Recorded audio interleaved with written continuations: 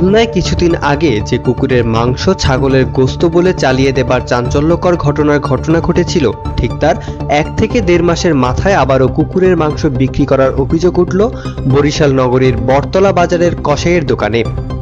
দোকান কর্মচারীর বিরুদ্ধে কুকুর জবাই করার অভিযোগ উঠেছে। তারা খাসি কিংবা গরুর মাংস হিসেবে এবার কুকুর জবাই করছে।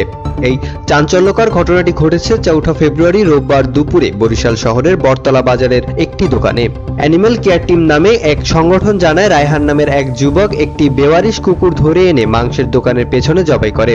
বিষয়টি জানতে পারলেই মুহূর্তেই ঘটনাস্থলে ছুটে আসেন তারা।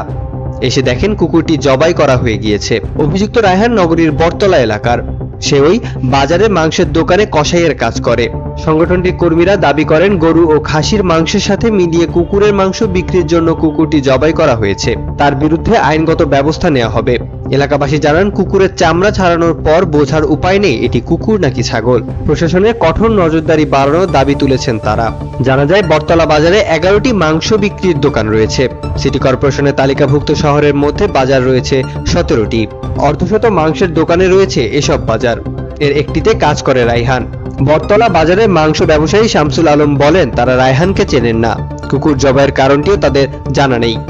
বিষয়টি তদন্ত করে প্রশাসনকে ব্যবস্থা নেওয়ার দাবি জানাচ্ছি। এই বিষয়ের সঙ্গে কোনো ব্যবসায়ী জড়িত থাকলে তার বিরুদ্ধেও ব্যবস্থা নেওয়া হোক। জড়িত রায়হানের শাস্তি দাবি করছে বরিশাল কোতোয়ালি মডেল থানার ভারপ্রাপ্ত কর্মকর্তা আরিচুল হক। বলেন, খবর পেয়ে অভিযুক্ত রায়হানের বাড়িতে আমরা অভিযান চালাই, তবে তাকে সেখানে পাওয়া যায়নি। সে বটতলা বাজারের একটি মাংসের দোকানের কর্মচারী। সে ওই এলাকার দিলবাগ গলির বাসিন্দা মিন্টু মোল্লার ছেলে। এ ঘটনার তদন্ত করে দ্রুত ব্যবস্থা নেওয়া হবে বলে জানান।